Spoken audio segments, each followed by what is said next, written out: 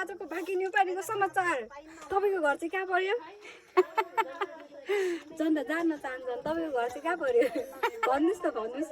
के भन्नुस् न। ल यहाँलाई चाहिँ तपाईको घर चाहिँ कहाँ हो? तपाईको घर कहाँ हो भन्नु न। नै कुन ठाउँ हो यो? यो कुन ठाउँ? यो डाङ्गी गाउँ हो कि नै? भन्नु पर्यो नि त। भन्नु न। ल अनि तपाईको छोराछोरी चाहिँ कहाँ हुन्छ? मेरो छोरा हजुर एउटा यी छ एउटा त्यो बुहारी चाहिँ वहाँ छ माथि बुहारी चाहिँ को? बुहारी चाहिँ को? तपाईँ चाहिँ बुहारी हुनुहुन्छ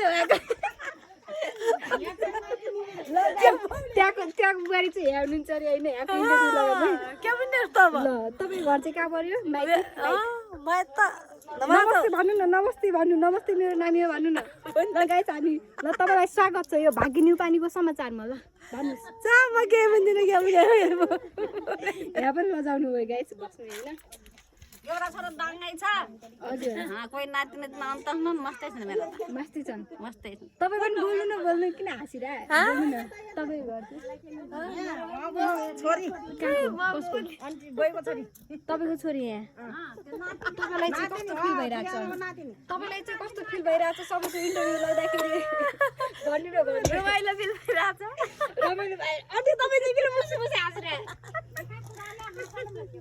त्यहाँको बुवा यहाँको बुवा ओ त्यहाँ हाम्रो बाजे बाजे हेलो नमस्ते बाजे नमस्ते नमस्ते उहाँ बाजे पनि होइन गाइस लाजले जानुभयो है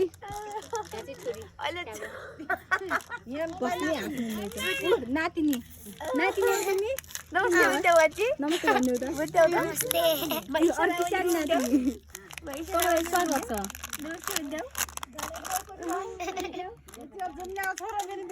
ओ भाइ तिमी जुम्ल्या छोरा हौ हौ तपाईँ मान्छे खतम हुनुभएछ गाई यहाँ चाहिँ भस्ने लजाको मान्छे होइन उहाँ चाहिँ आन्टी हुनुहुन्छ अरे उहाँ पनि लाजले भित्र गइहाल्नु भयो के गर्ने गाइस यतातिर सबै लाज मान्नु रहेछ म चाहिँ अर्को इन्टरभ्यू लगाउनु गएँ गाइस होइन म एकछिन इन्टरभ्यू लगेर आउँछु गाइस यो चाहिँ सानो मान्छे